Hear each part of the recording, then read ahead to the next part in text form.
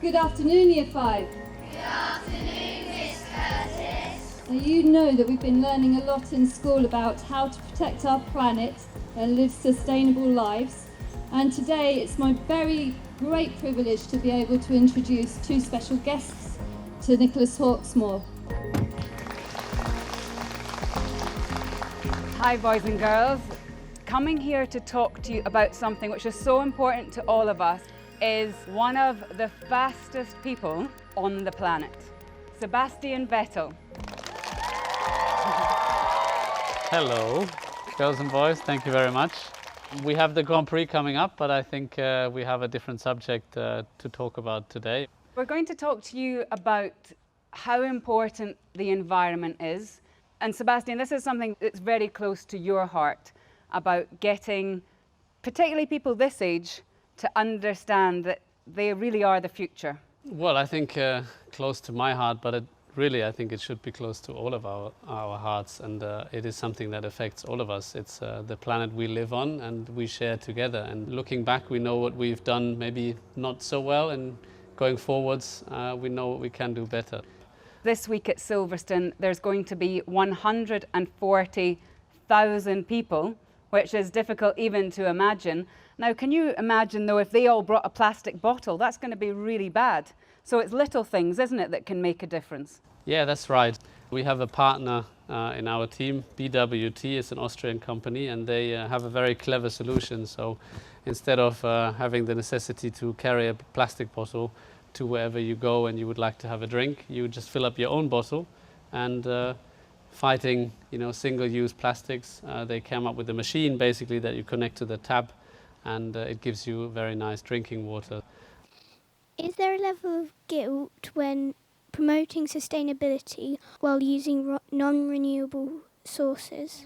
Yeah, there is. I feel, you could say that I'm a hypocrite because I'm doing something opposite to what I'm saying we need to look out for.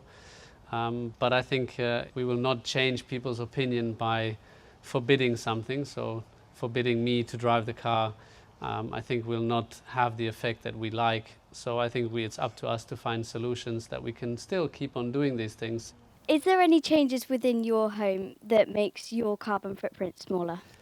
Yeah, I switched to renewables when it comes to electricity. So I'm trying to be as autonomous as I can be with loads of solar panels. Changing a little bit the habits at home. So I used to leave the lights on because I couldn't sleep at night without the light. So they don't need to be turned on. Are you scared of the dark? I used to be. Now it's okay. So now It has to be dark to be. But when I was younger, when I was your age, I always had to leave the lights on. Are you still friends with Mark Webber?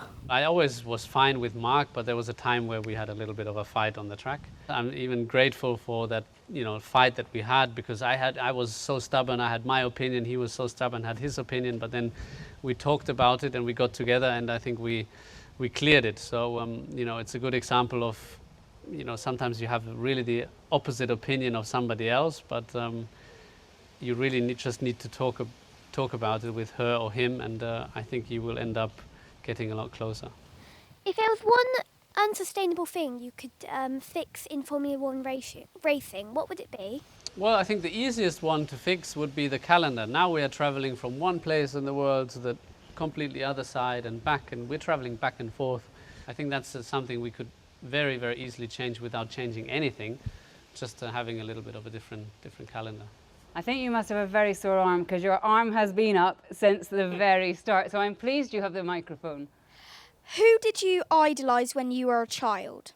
Well, there was a racing driver, Michael Schumacher. I don't know if you kids know him. He was my idol, and when I think I was around your age, I was able to meet him, and he was my hero. So later on, I even raced against him. I really got to know him as well, so that was nice, because then we became friends. So who or what inspired you to create your bee hotels? There is an initiative in Austria to help and push that project, and there were lots of little packages sent out to all people for free, so that they could plant a little meadow themselves with lots of flowers on it. And we said, hey, let's do something even bigger. So we set out a big field, and we invited the kids, and we built the bee hotel right in the middle of that field. And we took all the seeds, and hopefully when we get back there will be a nice meadow with lots of flowers on there and lots of life. Can we give Sebastian a round of applause for thanking?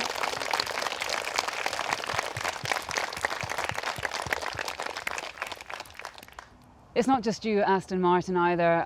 Your sponsors are very much on board with this as well, and that's important because it has to be a joined up effect. Just tell us about BWT and other people within Aston Martin that are trying to sort of strive for the same things that you are. Well, I think BWT is a great example because obviously, if you look at it very simply, they have a solution in place to, have an access for everyone to drinking water, and in the process not just supply people with drinking water but also getting rid of single-use plastics.